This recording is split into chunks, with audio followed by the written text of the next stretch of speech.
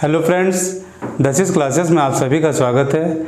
और आज हम हड़प्पा सभ्यता करने वाले हैं।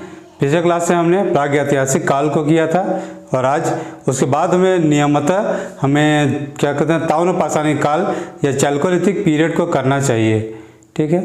लेकिन चैल्कोलिथिक पीरियड के साथ खासियत ये है कि चैल्कोलिथिक या ताम्रपाषाणी काल आपका हड़प्पा सभ्यता से पहले भी था, हड़प्पा सभ्यता के साथ भी था और हड़प्पा सभ्यता के बाद भी था, ठीक है। तो चूंकि ये तीनों में करना है तो इसलिए उसको हड़प्पा सभ्यता करेंगे उसके बाद में करेंगे, ठीक है। क्योंकि उसमें फिर ये दिखेगा कि हड़प्पा का जब पतन हो जा रहा है तो कैसे कैसे उसके लक्षण क्या हो रहे हैं उस हिसाब से उसको देखेंगे, ठीक है। तो उसके बावजूद थोड़ा सा एकदम बेसिक लेवल पे हम ताम्रपाषाणी को करेंगे, लेकिन वो थोड़ी देर बाद करेंगे, ठीक है। तो अभी हम पिछले क्लास में जो एक चीज़ छूट गया था प्रागैतिहासिक काल में कि प्रागैतिहासिक काल का जो मैप है कि वो मैप में जो लोकेशन है कौन कौन सा जो साइट से स्थल है उसे मैं पहले दिखा देता हूँ, फिर मैं हड़प्पा सभ्यता को शुरू करता हूँ, ठीक है।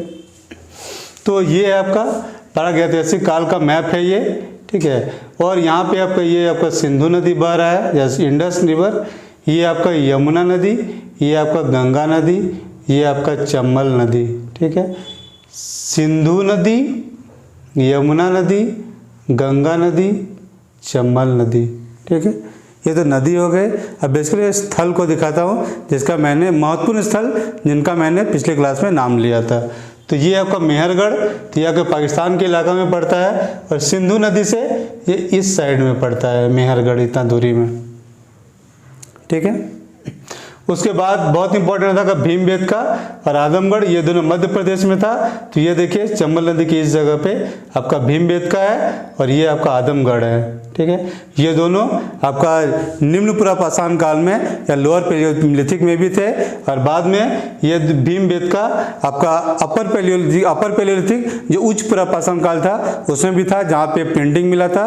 और बाद में आजमगढ़ जहाँ पे पहला बार आपका जानवरों को पालने का साक्ष्य वगैरह मिला था तो वहाँ पे भी मिला था, ठीक है। बाकी दक्षिण भारत में हमने पढ़ा था कि जो एस माउंट्स या जो राख के ढेर वगैरह मिले थे या जो मेगालिथिक साइट्स वगैरह में पढ़ा था तो वो कुछ साइट्स ये है मास्की, ब्रह्मगिरी, पोयमपल्ली और हल्लूर। मास्की, ब्रह्मगिरी, पोयमपल्ली, हल्लूर, ये इधर 4 हो गए। काफ़ी सारे हैं लेकिन जो थोड़े महत्वपूर्ण टाइप के हैं मैंने सिर्फ उन्हें ही इसमें लिया है। यहाँ आजमगढ़, भीमबेटका और यहाँ चिरांद, ये पूर्वी भारत में बिहार के इलाके में थे। ये गंगा के उस पार है, गंगा के ऊपर में है ये चिरांद।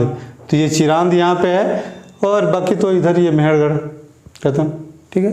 तो ये हमें जो पिछले मतलब प्रागैतिहासिक काल है उससे संबंधित एक मैप था, ठीक है। अब एक और मैप है यहाँ पे जो कि हमारा सिंधु सभ्यता से संबंधित मैप है, ठीक है। तो अभी सिंधु सभ्यता शुरू करते हैं, फिर इस मैप को डिस्कस करते हैं।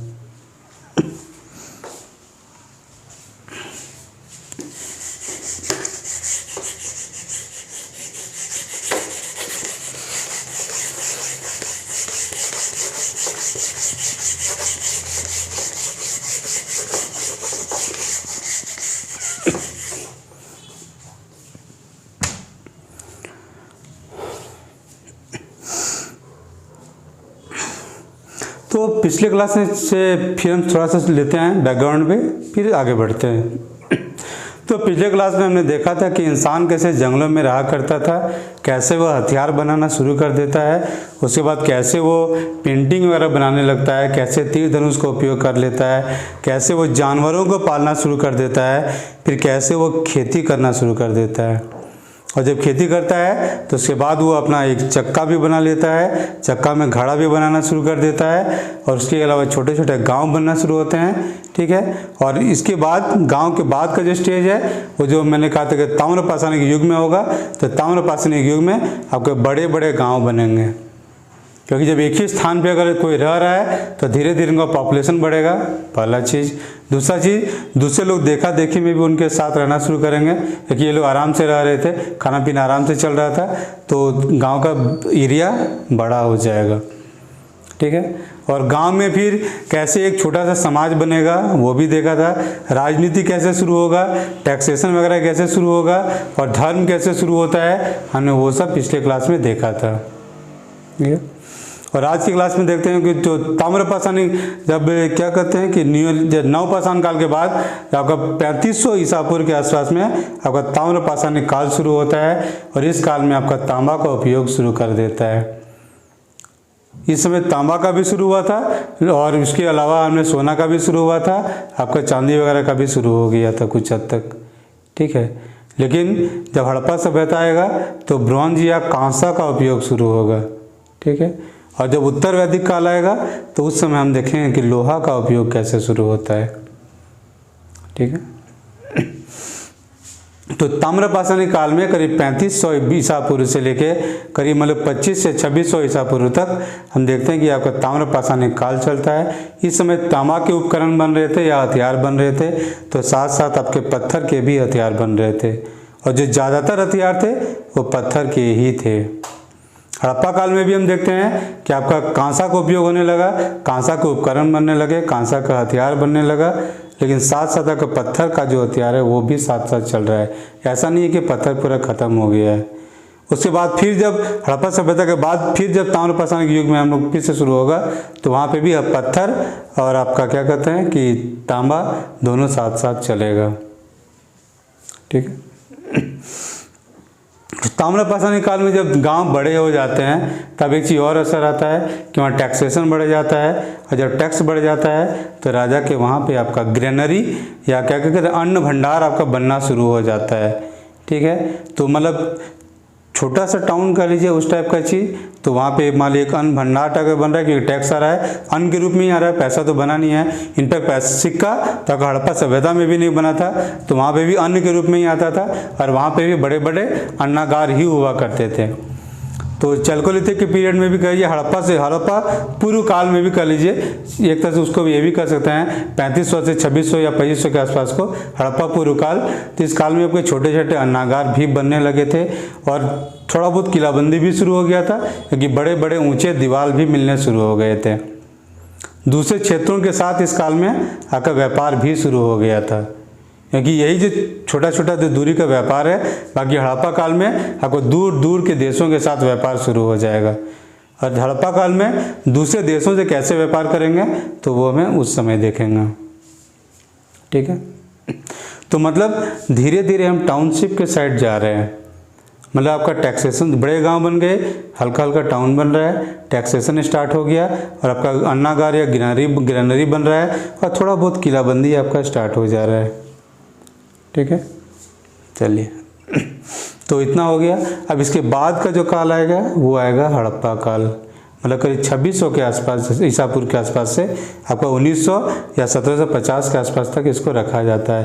लेकिन वहाँ जाने से पहले थोड़ा सा इसके बैकग्राउंड में आते हैं, हड़प्पा काल के बैकग्राउंड में कि कैसे ये शुरू हुआ था, कैसे खुदाई हुआ था, कैसे पता चला था, ठीक है। तो 1921 तक, मतलब जो करीब अभी से 100 साल पहले एग्जैक्ट, क्योंकि अभी हम 2021 में चल रहे हैं और ये 1921 तक मतलब सिर्फ और सिर्फ अभी 100 साल बीते हैं।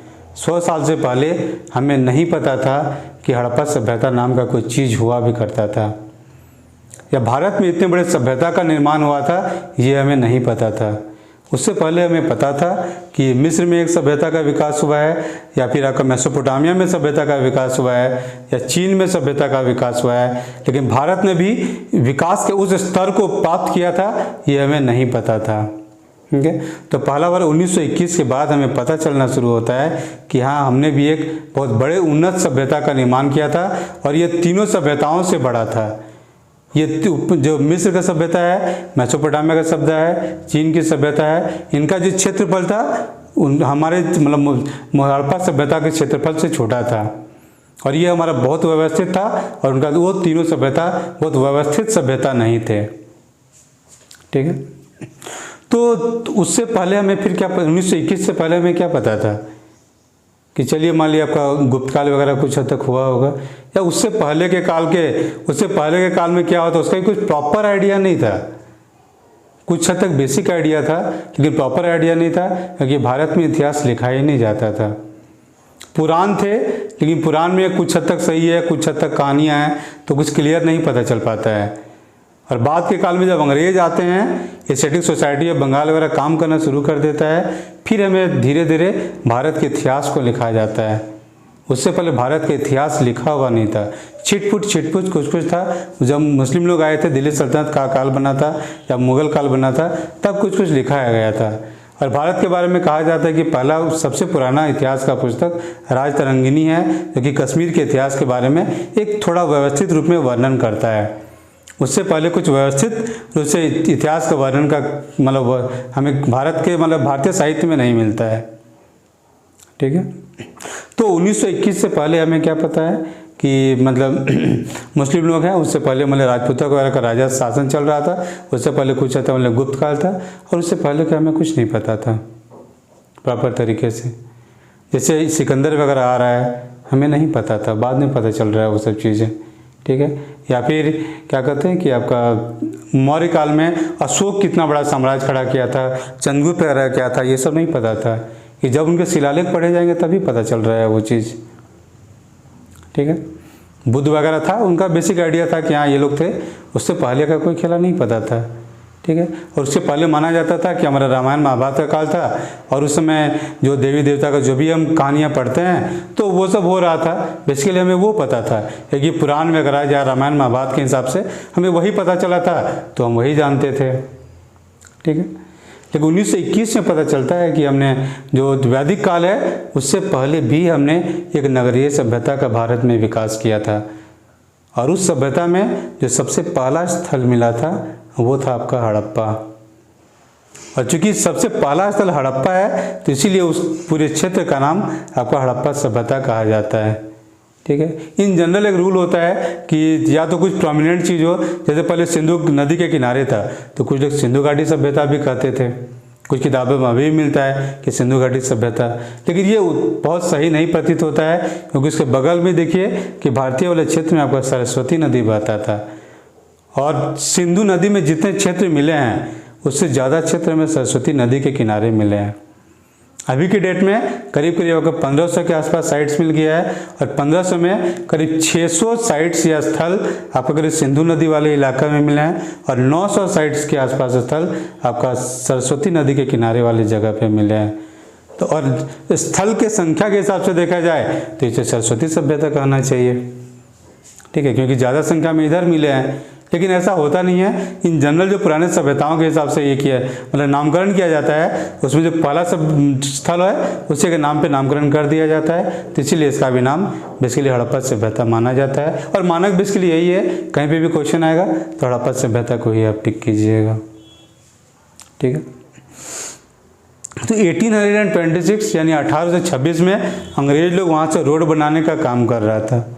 और जब रोड बनाने का काम कर रहा था तो रोड के लिए जाहिर है थोड़ा बहुत ज़मीन को खोदेगा, और जब ज़मीन को खोद रहा था उस पाकिस्तान और रास्ता तो गुजर रहा था रावी नदी के किनारे, तो वहाँ से कुछ पुराना ईंट वहाँ से निकलना शुरू हो गया। ठीक है, अब उस पुराना ईंट को पहले किसी को नहीं पता था कि कितना पुराना सभ्यता है। ठीक है, ये 1826 में इसका पता चल गया था कि पुराना ईंट निकल रहा है। पता कब चल रहा है? 1921 में। करीब आपका 94 साल लग जाता है ये पता करने में भी कि वहाँ पे उतना पुराना सभ्यता था। ठीक है, और जो सबसे पहले जो पता चला था वो किससे पता चला था? तो चार्ल्स मैसन नाम का एक अंग्रेज अधिकारी था, उससे पता चला था। क्वेश्चन आता है कि किसे सबसे पहले पता चला था? तो चार्ल्स मैसन था उस अधिकारी का नाम, 1826 में। इससे पता चला था कि हाँ कोई पुराना सभ्यता होगा, और जिससे वो ईंटें निकल रहा है। कितना पुराना है उस समय अंदाज़ा नहीं है। उस समय लगा तो होगा 400-500 साल 1000 साल पहले का होगा, उससे पुराना का अंदाज़ा नहीं था। उसके बाद 1872 में आपका वहाँ पे कनिंघम जाते हैं, और जब कनिंघम जाता है तो लगता है कि हाँ अब काफ़ी पीछे का सभ्यता होगा। ये एग्जैक्ट नहीं है, लेकिन फिर भी 2000-3000 साल पहले का वो लेके चला जाता है और पीछे। ठीक है, फिर जब वहाँ पे 1921 में आपका जॉन मार्शल के निर्देशन में आपका दयाराम साहनी यहाँ पे खुदाई करते हैं, या फिर माधव स्वरूप वत्स यहाँ पे खुदाई करते हैं, तब फिर धीरे धीरे पता चलता है फिर कि ये बहुत पुराना सभ्यता है। और फिर अलग अलग अंदाज़ा लगना शुरू हो गया था कि किस किस काल का है। कोई कह रहा है कि 6000 या 8000 साल पुराना काल का होगा, कोई कह रहा है 5000 साल, कोई 6000 साल, कोई 4000 साल, कोई 3000 साल। ठीक है। तो सभी अपने अपने अंदाज़ा लग रहा था, लेकिन बाद में ये हुआ कि एक मानक होना चाहिए। तो मानक में बेसिकली देखा गया कि कार्बन 14 डेटिंग किया गया, क्योंकि पुराना कोई भी सभ्यता का पता करना होता है तो ये कार्बन 14 डेटिंग आपका बहुत मदद करता है। तो आपके मन में आ रहा होगा कि कार्बन 14 डेटिंग क्या होता है। तो कार्बन 14 डेटिंग बेसिकली होता है कि जैसे कार्बन को ले लीजिए, केमिस्ट्री में कार्बन का आपने प्रमेय पढ़ा होगा, तो कार्बन का एटॉमिक नंबर आपका 6 होता है। एटॉमिक नंबर उसका 6 होता है, लेकिन उसके काफ़ी सारे आइसोटोप्स होते हैं, ठीक है। 15-20 के आ जाए 21 के आसपास इसका आइसोटोप्स है, ठीक है। तो उसमें जैसे मतलब उसका एटॉमिक नंबर 6 है, लेकिन उसके एटॉमिक नंबर आपका मतलब आइसोटोप में अगर क्या C8 भी आता है, C12 भी आता है, या 13 के आसपास भी आता है, लेकिन सब अनस्टेबल है। मतलब स्टेबल है तो रेडियो एक्टिविटी का जो क्रिया होता है वो इससे नहीं हो रहा होता है।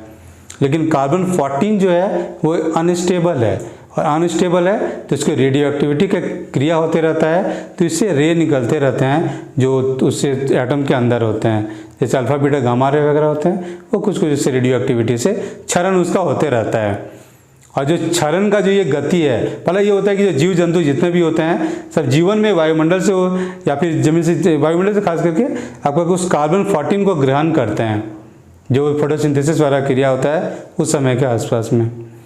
अच्छा, उसमें अगर ग्रहण करते हैं तो जीवन भर वो ग्रहण करते हैं, और जब मरने के बाद वो कार्बन 14 को छोड़ना शुरू कर देते हैं, ठीक है। अच्छा, कार्बन 14 को छोड़ते हैं तो उसकी एक गति है कि 5700 कुछ वर्ष में आपका वो आधा छूटता है, ठीक है। फिर मान लिया अगर फिर 5700 का उसका डबल कर लीजिए तो मतलब 11-11,500 के साल के आसपास में उसका आधा होगा। तो ये मत समझिएगा कि 11 या 12,000 के साल में वो ख़त्म हो जाएगा, ठीक है। होता है इसको ऐसे देखिए कि मान लीजिए आपका 1000 साल है, ठीक है। तो 1000 साल का आधा 500 साल, 500 साल का आधा 250 साल, 250 साल का आधा 125 साल। तो ऐसे करके आधा हो रहा है, ठीक है। ऐसे नहीं हो रहा है कि आधा 5700 कुछ साल में आधा हो गया, अगला 5700 कुछ साल में ख़त्म हो गया, ये ख़त्म नहीं होता है, ठीक है। तो इस तरह से करीब करीब 30,000 साल, 35-40,000 साल का हमें पता चल जाता है कि ये कितना पुराना वस्तु है, ठीक है। ये कारण का जैसे जैसे क्षरण जितना मात्रा में जितना कम कार्बन मिलेगा उससे अंदाज़ा लग जाता है कि कितना पुराना वो वस्तु होगा, ठीक है।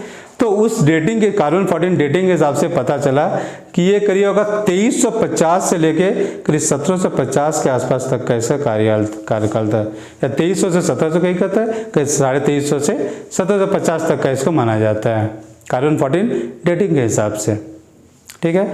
तो अब कार्यकाल काफ़ी नीचे आ गया जो इसका डेट माना जा रहा था।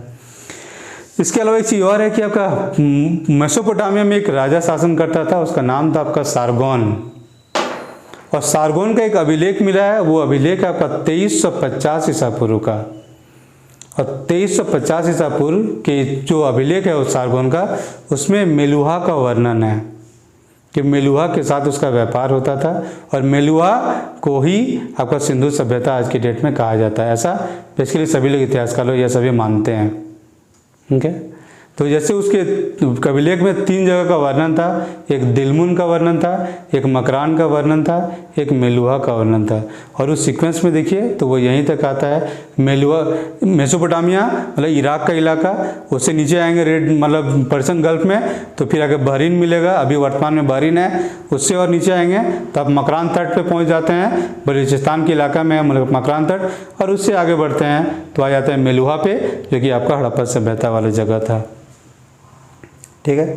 तो वहाँ से पता चल गया कि करीब 2350 के आसपास में ये सभ्यता था, इसका नाम मेलुहा हुआ होगा उस समय, ठीक है। उसके बाद है कि लेकिन जो मान्य मत जनरल जो माना जाता है, जो स्वीकार्य रूप में जो जनरल चलता है, करीब 2600 से करीब 1900 आसपास में इसका मतलब एक प्रॉपर काल था। थोड़ा आगे ले लेते हैं, थोड़ा पीछे लिखिए, के हिसाब से इसको एडजस्ट किया गया है। तो 2600 से 1900 के आसपास का इसको माना जाता है। लेकिन इसका जो सबसे मैच्योर फेज है, मतलब जो सबसे विकसित रूप था इसलिए, तो 2200 से 2000 ईसा पूर्व के आसपास में था, मतलब करीब 200 साल ये मैच्योर फेज में चला था।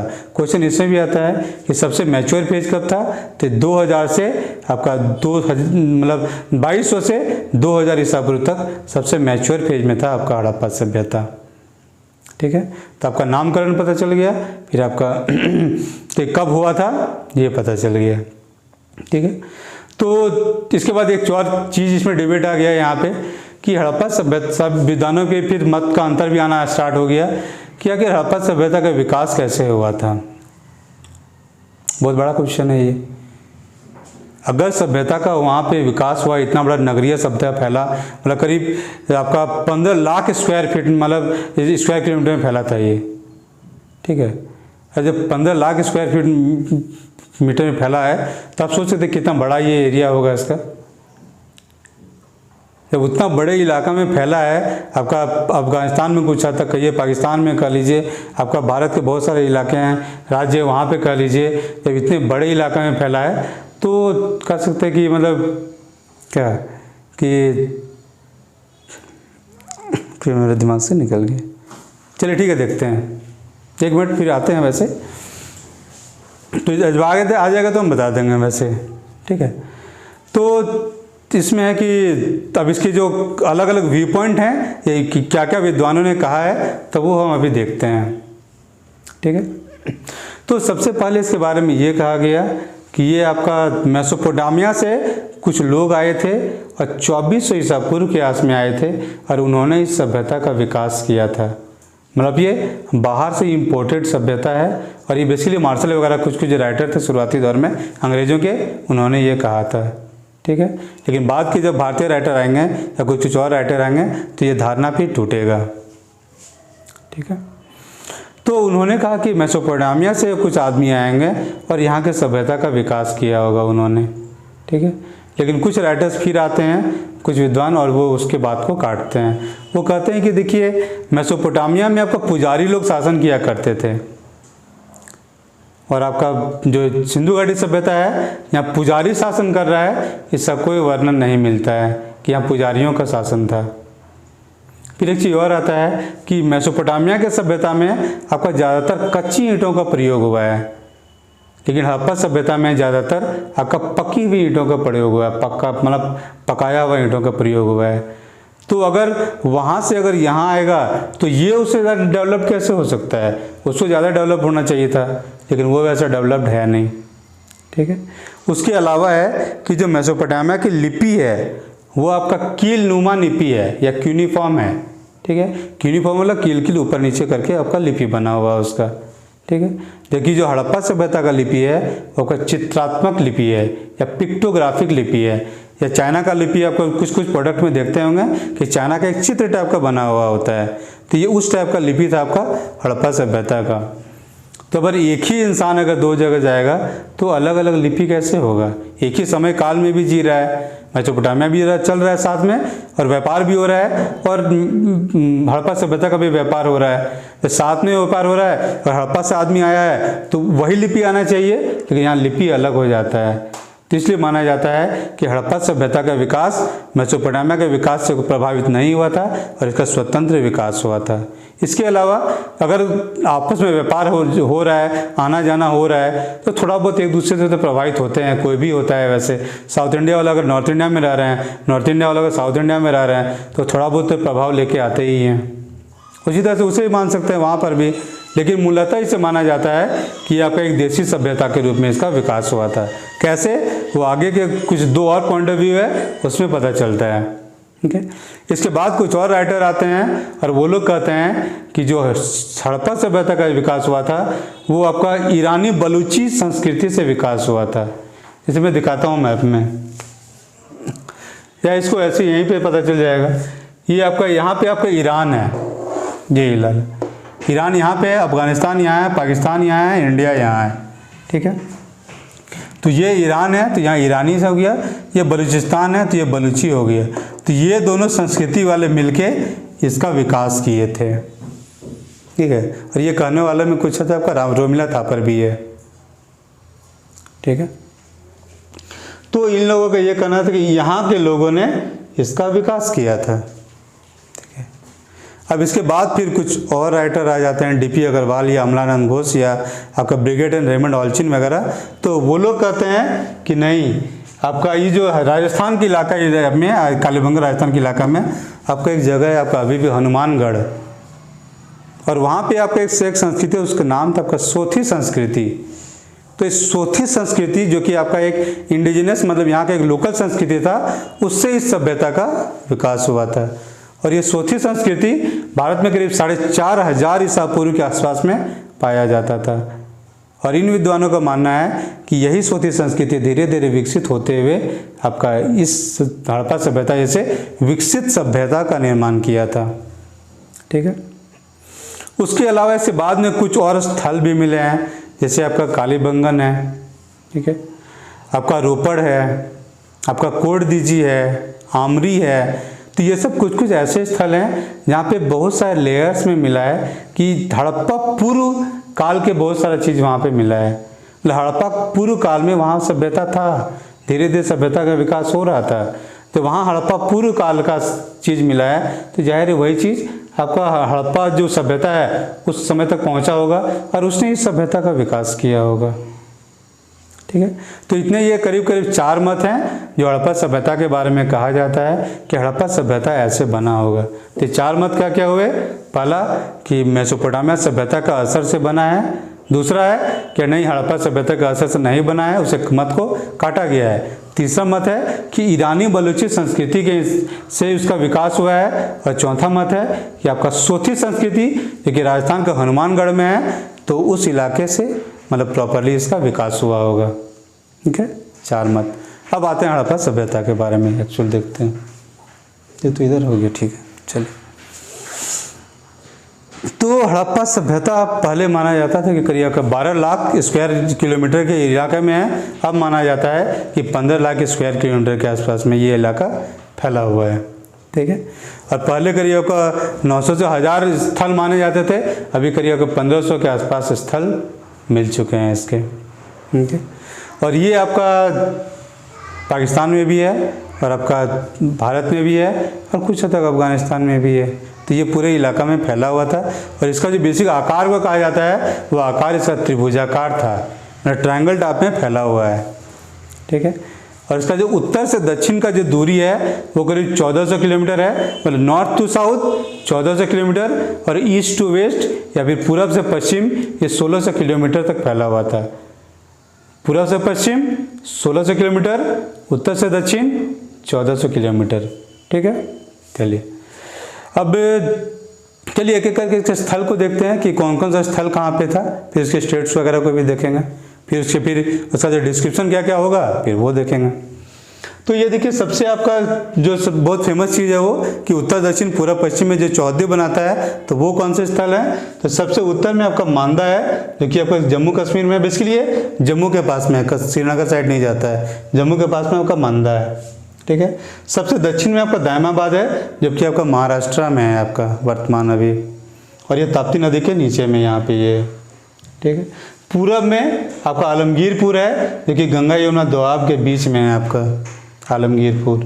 और जो सबसे पश्चिम में है वो आपका सुतका गेंडोर या बलूचिस्तान के इलाके में पड़ता है, और ये ईरान के तो थोड़ा पहले, लेकिन ये पाकिस्तान में ही रहता है ये सुतका गेंडोर। तो सबसे उत्तर में मांदा, सबसे दक्षिण में दायमाबाद, सबसे पूरब में आलमगीरपुर, सबसे पश्चिम में आपका सुतका गेंडोर। ठीक है। 4 याद रखिएगा, पहले काफ़ी क्वेश्चन आते हैं, थोड़ा कम है लेकिन कभी पूछा जा सकता है ये सब चीज़ तो। ठीक है। चलिए अब इसके बाद जो सबसे पहला जो स्थल मिला था वो तो आपका हड़प्पा है। हड़प्पा आपका ये रावी नदी के किनारे है, ये आपका सिंधु नदी हो गया, ये आपका रावी नदी हो गया। तो रावी नदी के किनारे आपका हड़प्पा हो गया, सबसे पहला स्थल जिसे खोजा गया था हड़प्पा सभ्यता में। ठीक है। उसके बाद आप आपका आते हैं कि इधर आपका देखिए राखीगढ़ी है, राखीगढ़ी यहाँ पे हरियाणा में है, बनवाली आपका हरियाणा में है। ठीक है।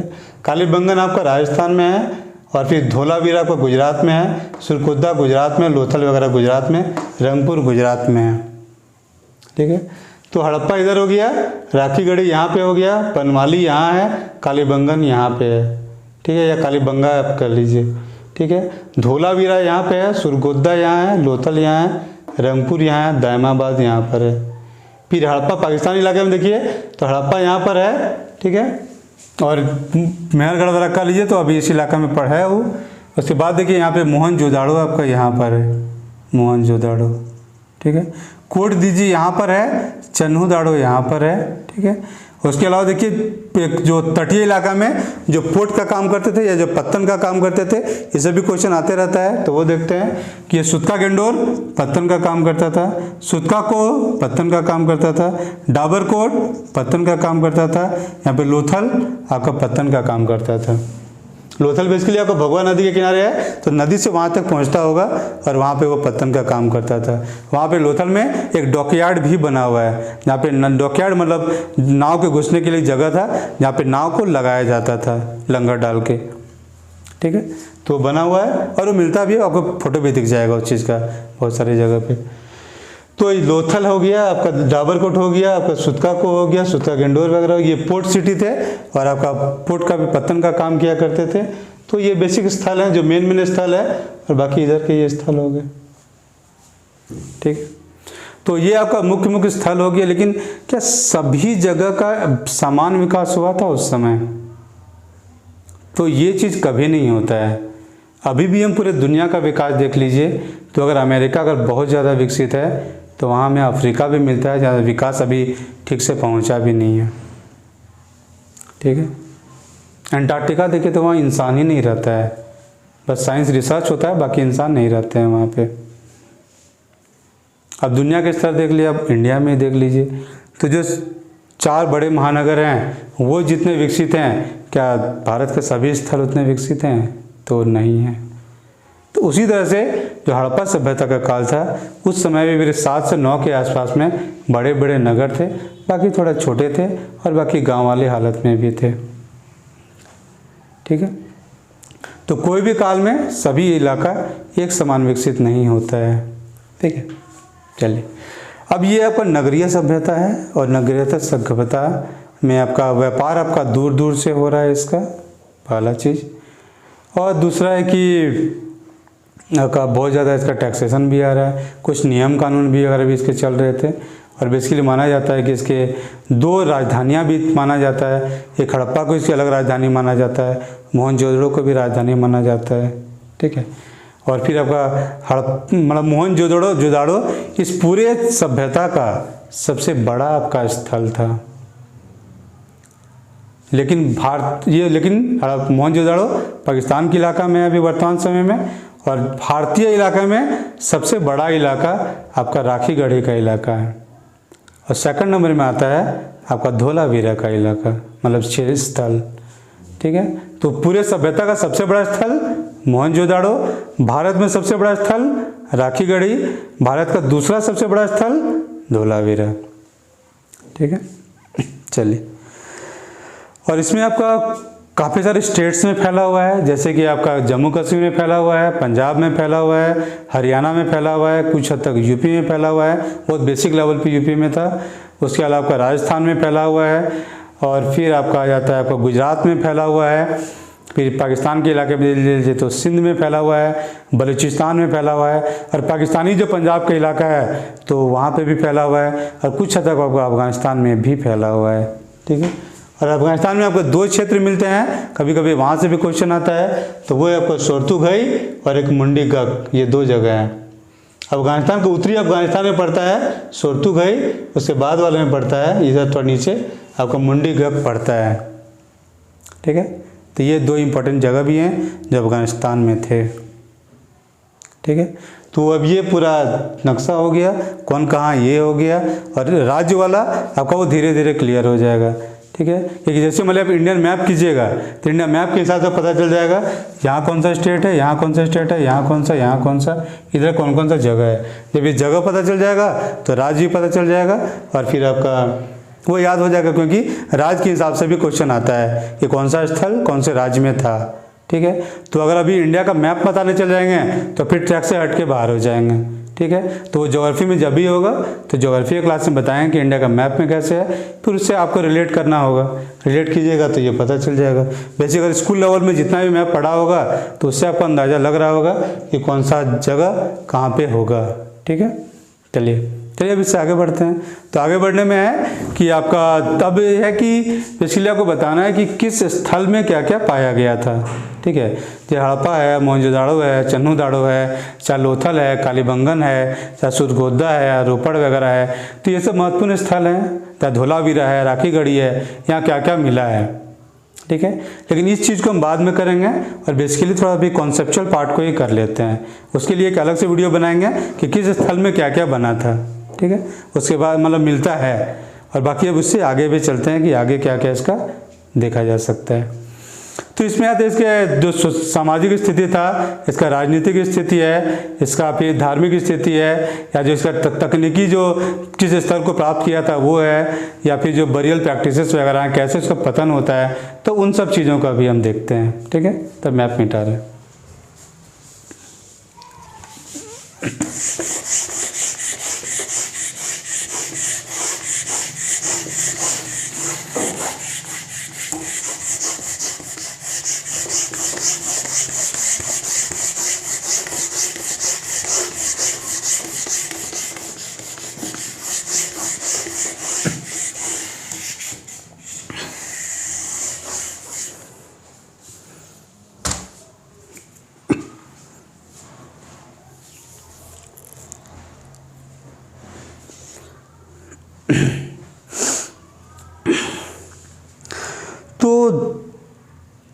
तो राजनीतिक रूप से हड़प्पा सभ्यता के बारे में देखते हैं कि कुछ प्रॉपर चीज़ हमें नहीं पता चला है अभी तक, बस एक अंदाज़ा लगता है।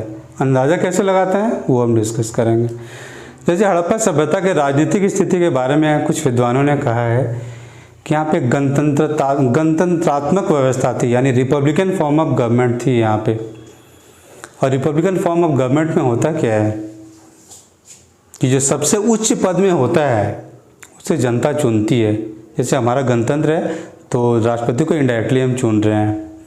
ठीक है, बेसिकली प्रजातंत्र भी है तो हम अपना रिप्रेजेंटेटिव भेज के लोकसभा का गठन करते हैं, वो इनडायरेक्टली उसे चुनते हैं, लेकिन राष्ट्रपति जो टॉप में उसे चुना ही जाता है, भले हम डायरेक्टली नहीं चुन रहे हैं।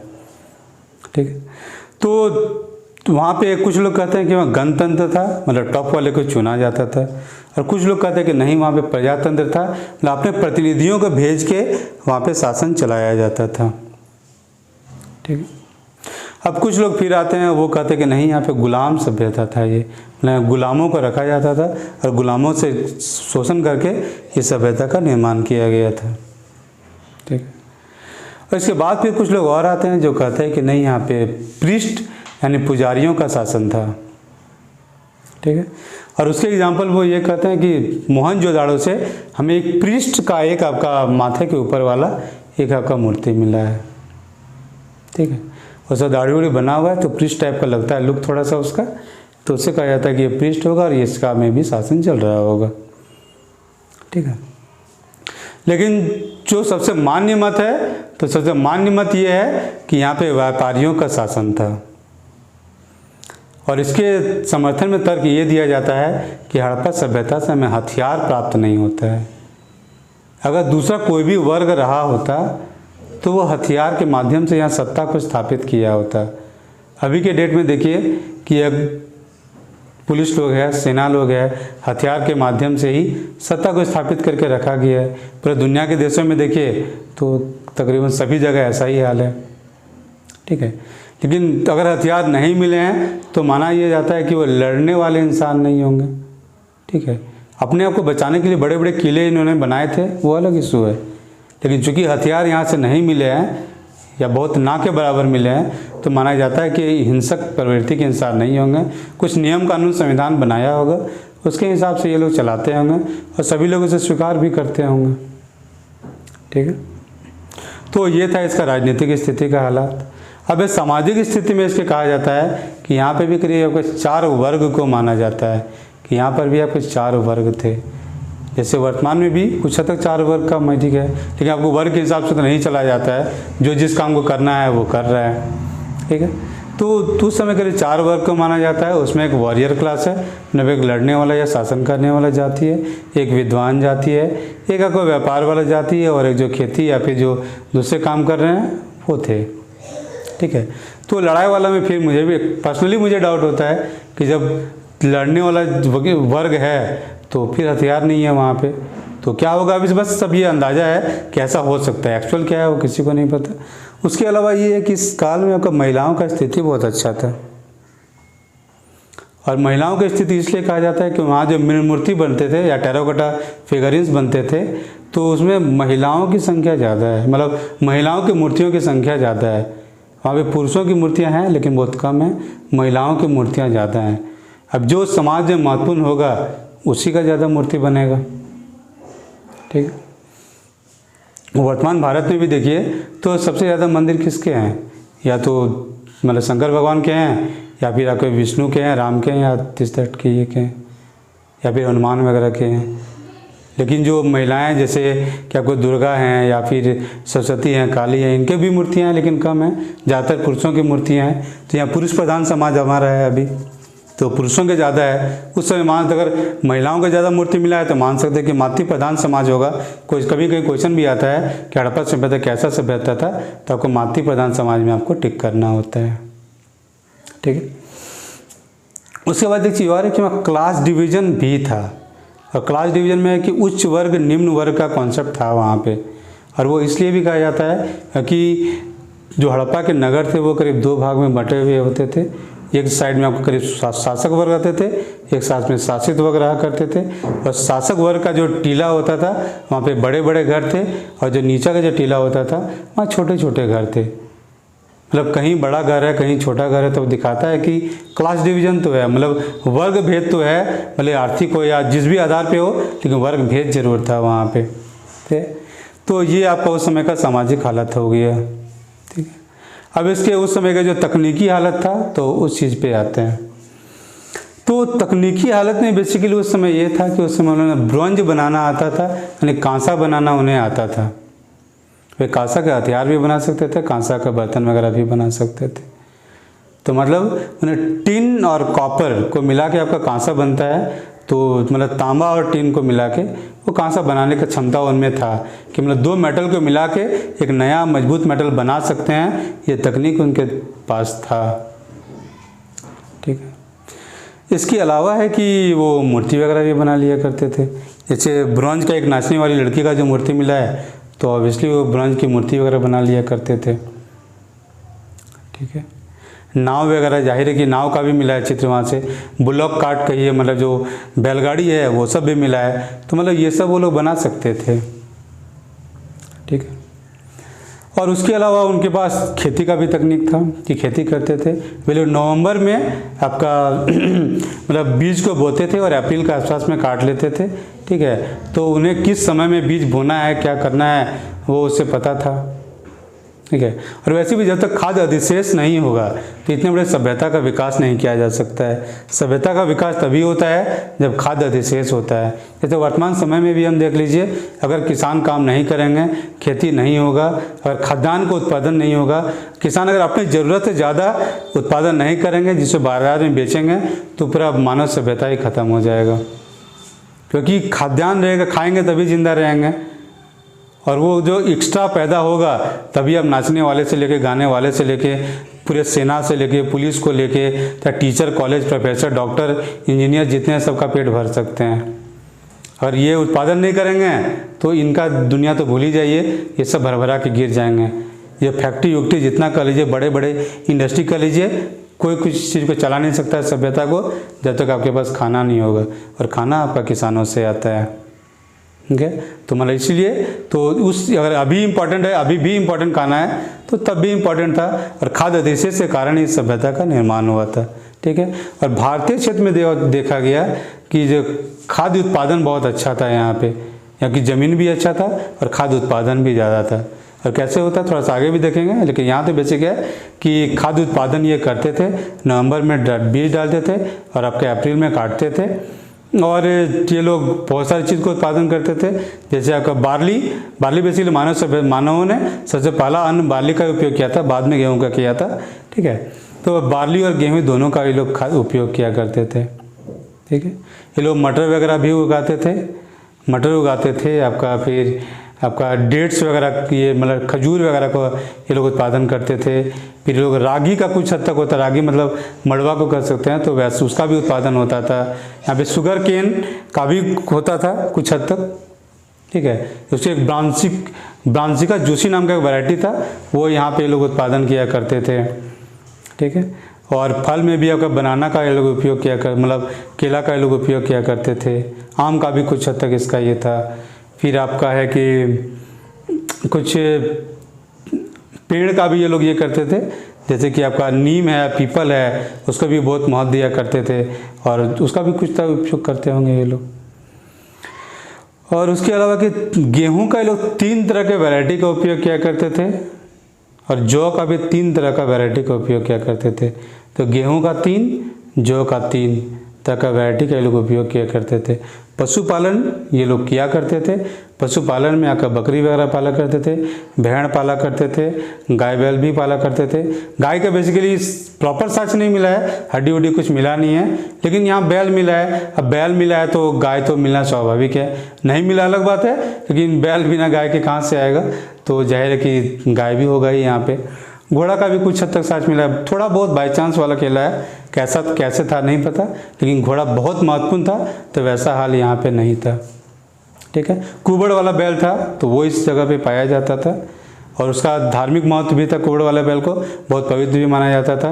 एक यूनिकॉर्न पाया जाता था, जो एक सिंग वाला पशु था उस समय, यूनिकॉर्न, ठीक है। और आपने अगर मोहनजोदाड़ो पिक्चर देखा होगा जो ऋतिक रोशन का था, उसमें एक श्रृंगी पशु को दिखाया भी गया है, और एक श्रृंगी पशु को भी ये लोग बहुत महत्वपूर्ण मानते थे। यहाँ पे आपको बाघ का भी साक्ष्य मिला है, शेर का साक्ष्य नहीं मिला है उस समय, बाघ का मिला है, हाथी का भी साक्ष्य मिला है इस समय में, राइनोसेरस या जो का भी साक्ष्य मिला है, और आपको भैंसा का भी साक्ष्य मिला है। यहाँ से भैंसा तो जाहिर की भैंस भी होगी वहाँ पे, ठीक है। तो इस हिरन का भी साक्ष्य मिला है। तो इतने सारे जानवर थे जिनके कांटेक्ट में ये लोग थे, ठीक है। और उसमें से कुछ लोग, कई लोग पशुपालन मतलब पालते भी थे ये लोग अपने ये पे, ठीक है। तो मतलब खेती कर रहे हैं, पशुपालन कर रहे हैं, तो जाहिर है कि एक इकोनॉमी तो खड़ा हो गया, अर्थव्यवस्था खड़ा हो गया।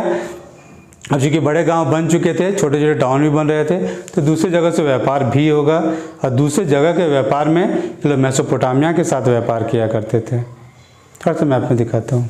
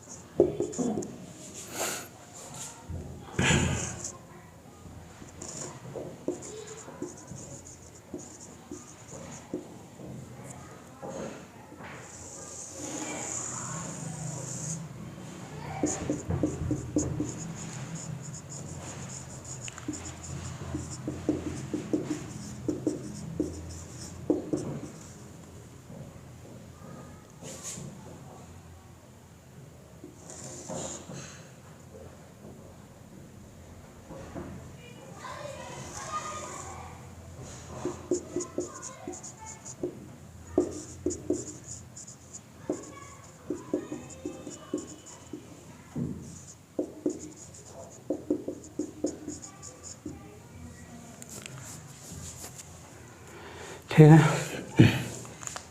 ये देखिए, ये हड़प्पा के यहाँ से लोथल वगैरह जो थे, इस साइड में लोथल थे, तो इधर से आपका इधर व्यापार होता था मेसोपोटामिया के साथ। यहाँ पे कुछ कुछ नगर थे, ऊर थे, सुसा थे, निपन थे, कुछ कुछ जगह पे यहाँ से व्यापार होता था। और हड़प्पा के कुछ सामानों का चीज़ यहाँ पे मिला है। हड़प्पा का सामान आपका यहाँ मिला है। मेसोपोटामिया के कुछ मुहर थे जो आपको सील्स वगैरह आपका मोहनजोदाड़ो में मिले हैं, लोथल में भी मिले हैं। मोहनजोदाड़ो से सबसे ज़्यादा आपका मेसोपोटामिया का सील्स वगैरह मिला है, ठीक है। अगर मिला है तो जाहिर है कि यहाँ व्यापार तो होता ही था। बेसिकली मेसोपोटामिया वाले जैसे सिलेंडर टाइप के सील्स थे, ठीक है। और ये देखिए मेसोपोटामिया से इधर आएंगे तो बहरीन में रुकेंगे, फिर यहाँ पे भी एक और जगह था, उसका नाम मेरे चीज़ से निकल रहा है। फिर यहाँ से इधर आएगा मकरान तट, फिर यहाँ से आपका सिंधु सभ्यता पहुँच जाता था।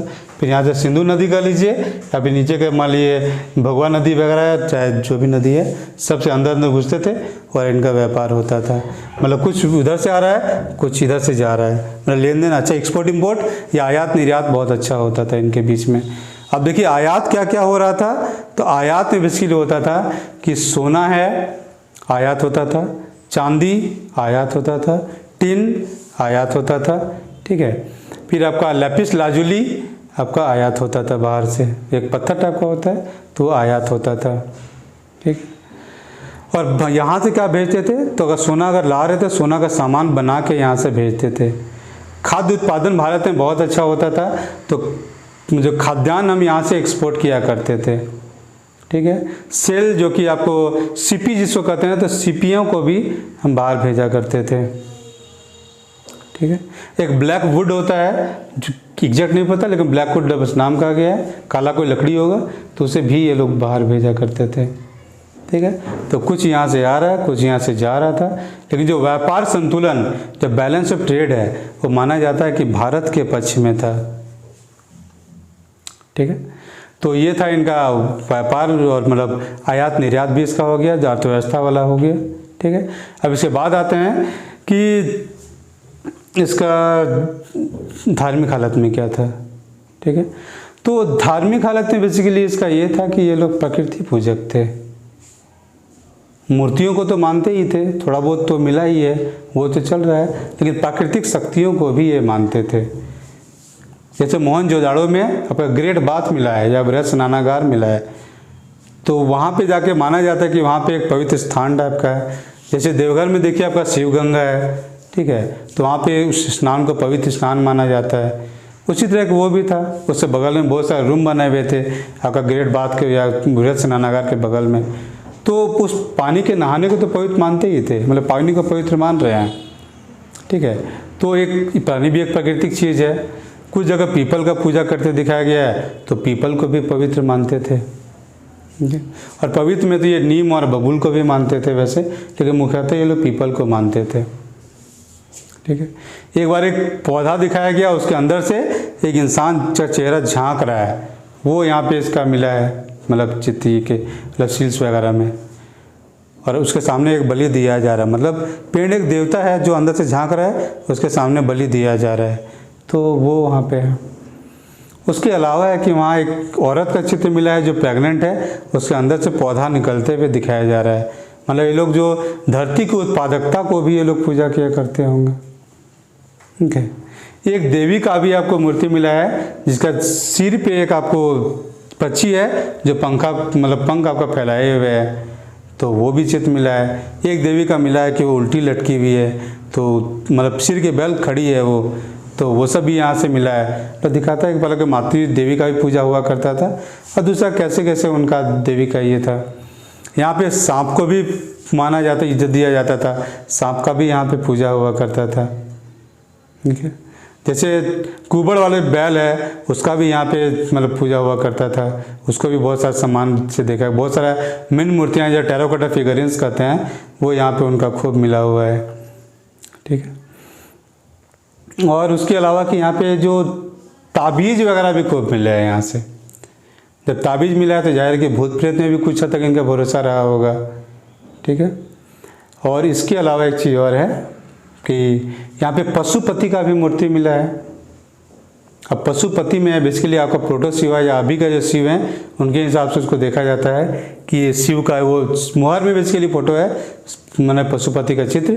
उसमें है कि उसका आपको राइट साइड में आपका एक हाथी और एक बाघ का मतलब लगा हुआ है, चित्र बना हुआ है, और बाएं साइड में आपका भैंसा और एक राइनोसरस का आपका गैंडा का आपका ये बना हुआ है।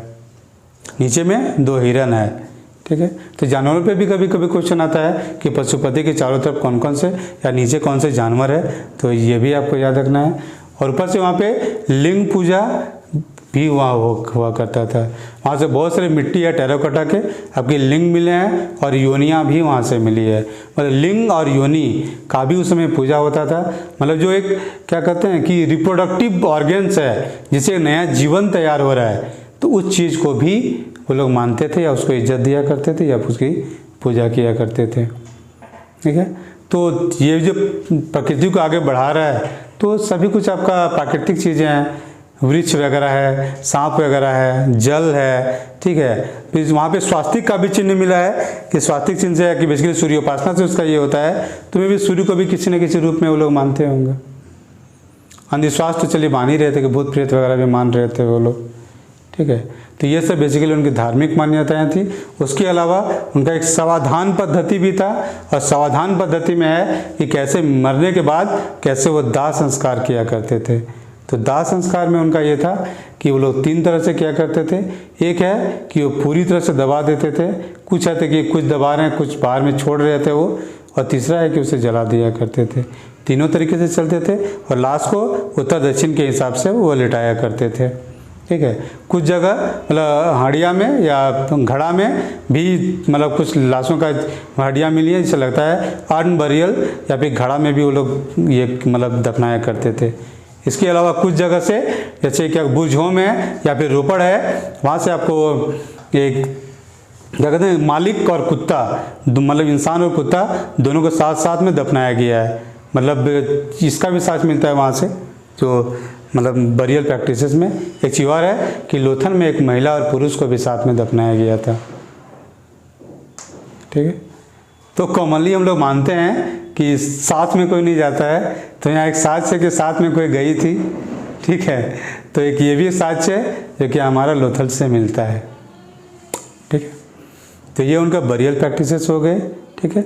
उनके राजनीतिक हालत हमने देख लिया, सामाजिक हालत देख लिया, तकनीकी हालत को देख लिया, ठीक है। उसके अलावा कि वहाँ पे धार्मिक हालत क्या थे, उनके बरियल प्रैक्टिसेस वगैरह क्या थे, ठीक है। अभी भी कुछ 2-3 चीज़ बचे हुए हैं, जैसे उनका सील्स थे, तो जो मुहर थे वो कैसे थे, उनका टेराकोटा फिगरिन्स वगैरह थे वो कैसे थे, उनकी मूर्तियाँ जो मिली हैं वो कैसे थे, उनका पतन कैसे है वो देखते थे, ठीक है। तो चलिए एक एक करके देखते हैं उसे, ठीक है।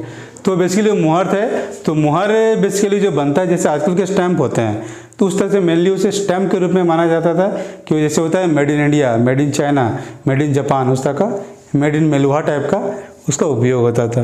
अलग अलग जानवरों का चित्र उसमें बना हुआ होता था, एक सिंगी भी मिलता था, और बाकी आपको थोड़ा बहुत बाई चांस में कहीं की घोड़ा का भी थोड़ा सा ये बेसिक है, लेकिन एग्जैक्ट क्या है वो नहीं क्लियर पता चलता है।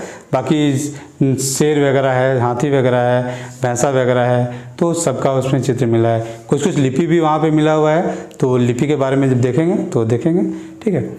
तो उसके अलावा है कि मुहरें बेसिकली जो साइज होता था, ठीक है, कुछ तो मिट्टी के बने होते थे, मिट्टी को पकाया जाता था, उस चारोकट्टा पे ये सब बनते थे, और कुछ मेटल के भी, तांबा के भी मिले हैं वहाँ पे, ठीक है।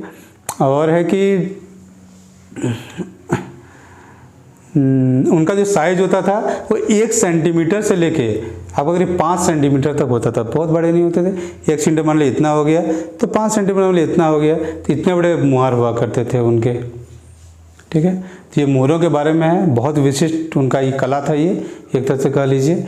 तो ये मोहर हुए, और उसके बाद में है कि आपका टेराकोटा फिगरिन्स हैं, या जो मृण मूर्तियाँ हैं, ये छोटे छोटे मूर्तियाँ हुआ करते थे, जैसे जानवरों के भी बनते थे, इंसानों के भी बनते थे। तो कैसे क्या है तो उस पर देखते हैं। तो इसमें बेसिकली कि जो जानवरों की जो मूर्तियाँ होती थी वो खोखले हुआ करते थे, अंदर से खोखले हुआ करते थे, लेकिन जो स्त्री पुरुष की मूर्ति बनते थे वो सॉलिड होते थे, मतलब अंदर से भरे हुए होते थे वो। और उसमें भी ज़्यादातर मूर्तियाँ महिलाओं की बनाया है वहाँ पे, ठीक है। और उसमें जो पौधा निकलते दिखाया गया है, तो जैसे कि प्रेग्नेंट वुमेन मतलब शादी के बाद वाली औरत का भी पूजा हो रहा था वहाँ पे। और ज़्यादातर ये भी देखा गया है जो कुंवारी औरतें थे उनका भी पूजा का वहाँ कुछ हद तक मिलता है, ठीक है। और जो टेराकोटा फिगर्स थे, जो मिट्टी की मृण मूर्तियाँ थी, उनमें कुबड़ वाला बैल का भी काफ़ी हद तक मिला हुआ है वहाँ पे, ठीक है।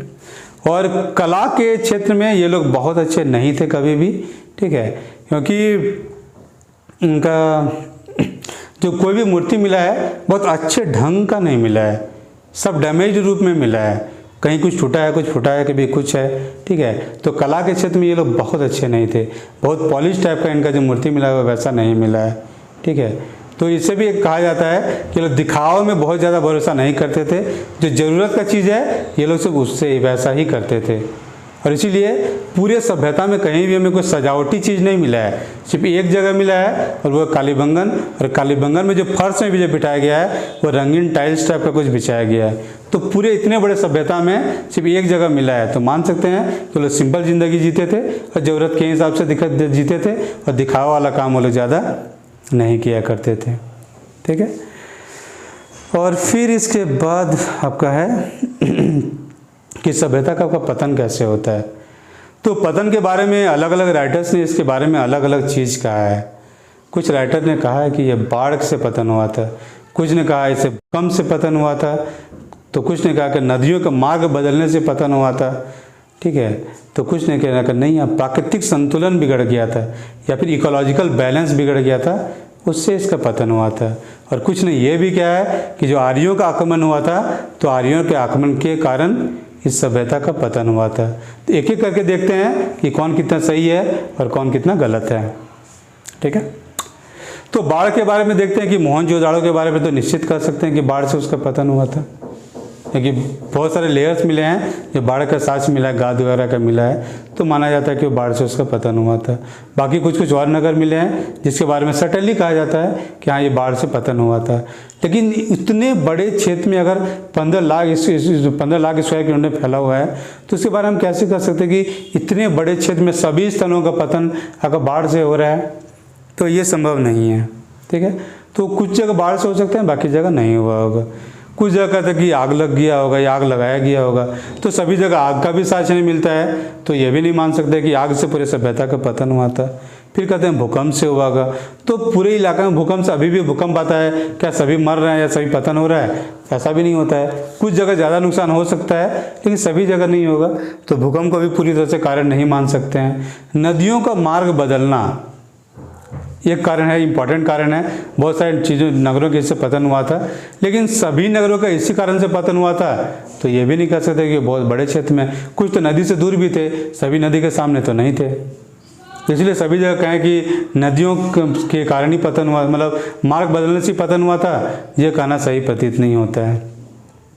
तो एकमात्र कारण जो सबसे महत्वपूर्ण है, कुछ किताब में अभी भी मिलता है कि बाढ़ सबसे महत्वपूर्ण कारण है, लेकिन बाढ़ कारण नहीं है। जिस बाद भी जितना नया रिसर्च आया है, सब में इसके इकोलॉजिकल इम्बैलेंस को कारण माना जाता है। और इससे इकोलॉजिकल इम्बैलेंस में है कि जो प्राकृतिक संतुलन बिगड़ गया था, इस कारण पूरे सभ्यता का पतन हुआ था। और पतन बेसिकली होता क्या है, थोड़े है कि सब जाके सब इंसान मर रहे हैं, तो नहीं, सब इंसान नहीं मरते हैं कभी भी। किसी भी सभ्यता का पतन होता है, सब उस तरह से नहीं मरता है। होता यह है इसके नगरीय स्वरूप का पतन हुआ था। पहले बड़े बड़े घर थे, अब छोटे छोटे घर बन जाएंगे। ठीक है, या फिर उस जगह से वो दूर चले जाएंगे या दूसरी जगह जाके रहेंगे। ये नहीं हो कि सब तड़प तड़प कर मर रहे हैं, तो वैसा हाल कभी नहीं होता है। ठीक है, तब देखते हैं कि इकोलॉजिकल इम्बैलेंस या जो प्राकृतिक संतुलन कैसे बिगड़ा और क्या होता है। तो जब देखते हैं कि पूरे उतने बड़े क्षेत्र में अगर आपका सभ्यता फैला हुआ है, सभ्यता फैला हुआ तो उतने बड़े क्षेत्र में आपका खेती भी हो रहा है। अब खेती हो रहा है तो खेती के लिए आपको उतना बड़े क्षेत्र में जंगल भी काटना पड़ा होगा, और जब जंगल काटना पड़ा होगा तो जंगल काटेगा तो जाहिर है कि आपको बरसात कम होगा, कि बरसात से कुछ काफ़ी हद तक रिलेशन है। तो पेड़ पौधा जहाँ होता है बरसात वहाँ ज़्यादा गिरता है, और जिस इलाका में आपका हड़प्पा सभ्यता का विकास हुआ था उस इलाका में अभी भी बरसात कम होता है। ठीक है, जब अभी भी कम हो रहा है तो, लेकिन पहले उससे थोड़ा ज़्यादा हुआ करता था, लेकिन बहुत ज़्यादा हुआ करता था, वैसा नहीं था। ठीक है, अब पहले से मान लो अगर कम वर्षा वाला क्षेत्र है, वहाँ पे अगर पेड़ आपने काट दिए तो और वर्षा घट जाएगा।